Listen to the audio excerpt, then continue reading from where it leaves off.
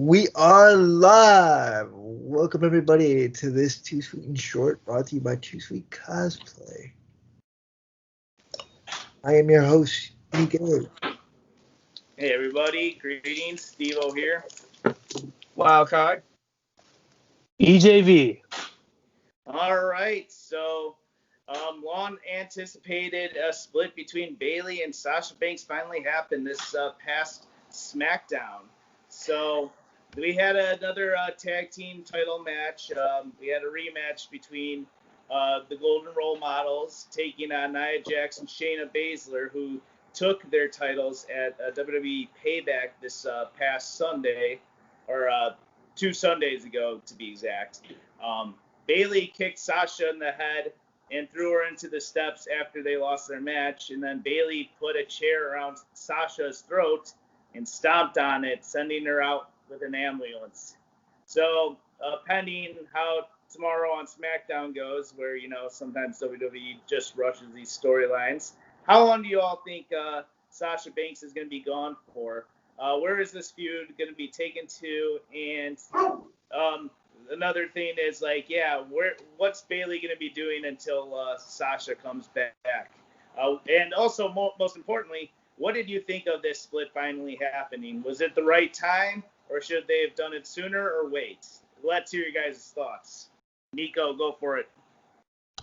Okay, first of all, I loved the split. If you saw my reaction video on our social media accounts, I was actually in the WWE Thunderdome for SmackDown. I actually think SmackDown has been doing really well the past couple weeks. So I was in the Thunderdome this past week for SmackDown. Was really shocked that the split not necessarily was happening, because we all knew it was going to happen. I was just shocked, like, when it happened. I was like, oh, this is happening right now. Like, okay, cool. And God, was it beautiful. You guys know me, I'm a huge Bayley fan. I don't hate Sasha Banks, but I'm not her biggest supporter, unlike some people in our group. But I thought it was well done and well executed. However, my biggest concern is WWE rushing it, and can Sasha Banks really be a good babyface? Like, I know she's good in the ring, and everybody likes her because she's a good worker. But Sasha has this thing and this quality to just be that it type of bitch, excuse my French here, that you just like, oh my God, I really don't want to like her, or I really hate her. That's like instant heat, and that's a good thing, because that's what a good heel needs in professional wrestling. And Bayley was always, the lovable one that everyone could get behind, because we saw a lot of ourselves in Bayley as the underdog. I love what they did with the Golden Role Models. I love how they were teasing that, Bayley's surpassing Sasha and the other 4 horsewomen in WWE, especially because she's been killing it during this pandemic era we're all in of WWE programming. But I'm just a little concerned that WWE might rush this. And can Sasha be as good of a babyface as can Bayley be, like, the top monster heel? I hope this match doesn't take place at Night of Champions in 3 weeks. Keep Sasha Banks off of my TV at least for a month. Make me want to see Sasha come back and kick Bayley's ass. Because right now I don't, because Bayley's really, really good as a heel. I know she pretty much ran through everybody on SmackDown, but absent makes the heart grow fonder, right? So give me a little bit of time of Sasha being away, Bayley ragging her through the mud on the mic or whatever, and then when Sasha comes back, maybe if it's at a time where we have fans in the stands, imagine the pop once you hear that music. And I'm not talking about the one where she's got the Snoop Dogg remix. I'm talking the original Sky's the Limit. Once you hear that beat, imagine the pop, especially if there's an audience. It would be beautiful. Give me that match. Give me Sasha coming back. say in January, unless they do an Evolutions 2 before 2020 ends out. But say wait till the Rumble. I don't think they'll wait that long, but say Sasha returns at the Rumble. And then she wins the Women's Rumble. And then you're like, okay, she's going after Bayley. I know WWE probably won't wait that long, but just picture that. It'd be beautiful storytelling. Very nice. Who'd like to take this one next? EJB. Yeah, the way that, first off, I'll say it's been a long time coming. We saw the writing on the wall for a while now that this was bound to happen between Sasha and Bayley. But the way they pulled it off and the way it looked overall was incredible. I did not expect the level of viciousness that Bayley was going to dish out to Sasha. I thought it was just going to be one of the things, beats her up a little bit, maybe takes her out with her finish, walks away. Like a typical, turn kind of would take. But I didn't expect her to get violent, put the chair around her throat and stomp on it. That was a really nice touch, and it added that Bayley was tired of Sasha holding her back in her mind. So, she just took it to another level to get rid of her once and for all. And like Nico said, absence does make the heart grow fonder. That is a true statement. And if we can get in, if WWE does this right, which we unfortunately realize that they don't, but if they pull this one off right, and they keep Sasha away for a good amount of time, and we could kind of maybe forget about her for a while. I won't say forget, but keep her in the back of our minds and focus on what's going on right now. That return of Sasha will be something. We'll be like, holy shit, she's back. It'll be something that isn't that predictable, and that's something that's been that we've been seeing a lot of is a lot of unpredictability in a sense, and hopefully they can keep that going with this feud. I don't know where it's going to end up. I don't know if they're going to have it if they do an Evolution 2. I don't know if it's going to be at the Royal Rumble. But I do agree with Nico on the fact they have to keep Sasha off TV for a while to build this. Otherwise, what's the point? If they rush it, it's just going to kill the feud before it even really has a chance to really fester itself. So that's just my opinion on that. But what a great turn there by Bayley. And I think this is going to be an awesome feud between two of the great four horsewomen that dates back to NXT. Real quick, if I may jump in. I can tell you what WWE's going to do right now. What they're going to do right now is after Bayley cuts her promo tomorrow, if Sasha doesn't show up tomorrow on SmackDown, after Bayley cuts her promo, they're going to keep talking about the attack every single week from here until Night of Champions. And then what they're going to do is they're going to do Bayley versus Sasha at Hell in a Cell, which is what I don't want to see. Because once they do that, I swear to you, I'm going to pray that Sasha loses because she's 0 for 2 in Hell in a Cell matches against the other four horsewomen. She lost to Charlotte at Hell in a Cell. She lost to Becky at Hell in a Cell. I don't want to see her beat Bayley. What I would rather them do is Bayley cuts her promo tomorrow night, and then we don't hear from Sasha, or we don't hear the announcers talk about her for a month. And then you start teasing it. And then we're off to the races. All right, wild card. Go ahead with your thoughts on this betrayal. From a storyline perspective, Bayley, I hate your guts. I really, really hate your guts, and you guys know why. So, but outside of that, hey Bayley, you'll forever be my girl. Okay, I'm done. This is for you, Bayley, right here. So, can I do this? Can I do this on recording? Yes. Okay. Good. So, Bayley, I'm sorry. Yeah. You had to do that to my future wife there. I swear. Anyway, outside of the fandom of Sasha here, man, that was vicious. That was the first thing that came to mind when I saw what had happened with the betrayal there. I mean, we all knew that this was going to happen to a certain degree. We just didn't know who was going to turn on who. I mean, I think we all expected, okay, Sasha, I was going to say, was would have been like the notable one to actually do it, because she kind of has that mean streak with her.